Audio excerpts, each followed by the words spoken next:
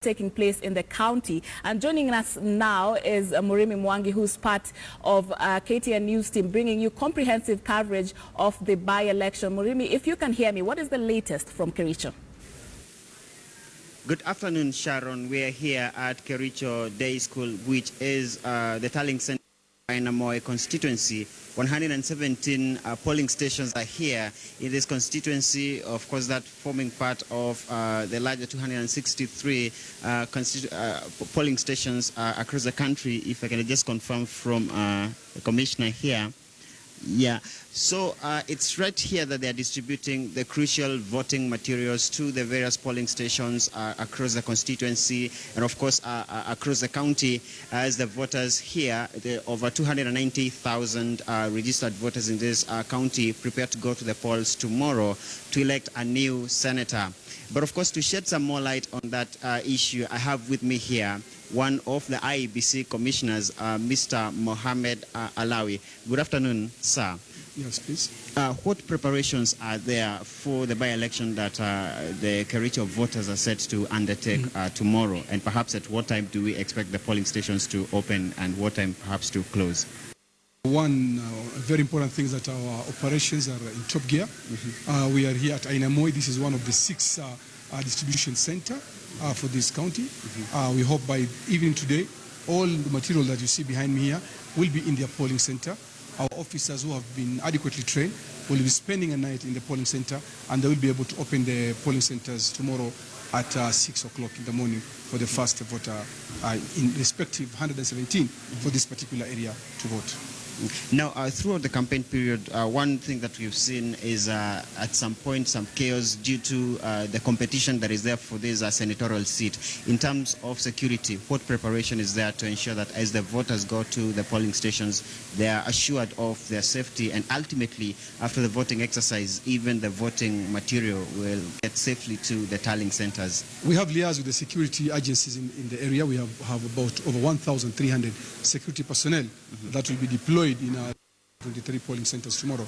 So we are very confident, and we have the assurance that we'll have enough security officers to make sure that the voting is not only smooth but also safe and secure. Now, one of the key parties that is participating in this by-election, the KANU party, has at some point in the campaign raised concern that there might be alleged claims that there are plans to rig this by-election. Have you received any such complaint, and perhaps what's the information from the IEBC? We have not received any such complaint, but we also hear them from the media the way you are informing us. But for sure, IEBC is one commission that has demonstrated its ability in the last 47 by-election that we do not lean or rig elections. Our work is to facilitate and to make sure that the people of Kericho's voice is heard. We are here to assure them that the voice of the Kericho people will determine this race. Other forces. Now, this by-election is happening barely 17 months to the 2017 polls. And of course, many Kenyans are out there looking up to this exercise as a litmus test of the credibility of the commission. What would you tell the voters, not just in Kericho, but even across the country, with regards to the credibility of the exercise that we are conducting tomorrow here in Kericho? Today we have 2 by-elections, one here in Kericho and another one in Malindi, and we can tell Kenyans that we have conducted more than 47 by-elections, and our systems have matured. Our training manuals have proven to be working, and that we are going to deliver a very good, credible and a very transparent election to the satisfaction of the people of Kericho and Kenyans at large. Now, finally, before I let you go, Commissioner, there's a question that many voters here in Kericho have been asking. The voter registration exercise is ongoing across the country, but due to this by-election that is here and in Malindi, are not participating in the voter registration exercise. Perhaps do we know a date when the voters in this county will be registering as voters ahead of the 2017 polls? We will do it soon after. For a date that will be announced, but we can give them assurance that the people of Malindi and the people of Kericho County, they will have their 30 days, and the people of Lamu will also have their 30 days of registration exercise.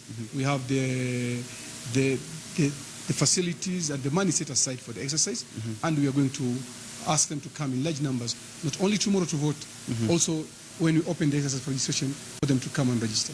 Yes. Thank you very much for your time, Mr. Mohammed Alawi. Thank you very much. Now, that has been Commissioner Mohammed Alawi of the IEBC shedding some more light on this by-election that is set to take place here in Kericho. 6 candidates are contesting that position that fell vacant following the appointment of Charles Keter to the cabinet, the immediate former senator.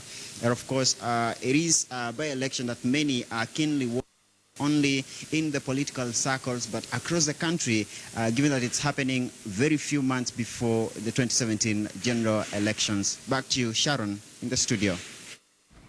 Well, thank you very much, Murimi Mwangi there, bringing us the latest developments from Kericho County, a county that is just counting hours before, citizens go to the ballot to elect their next senator.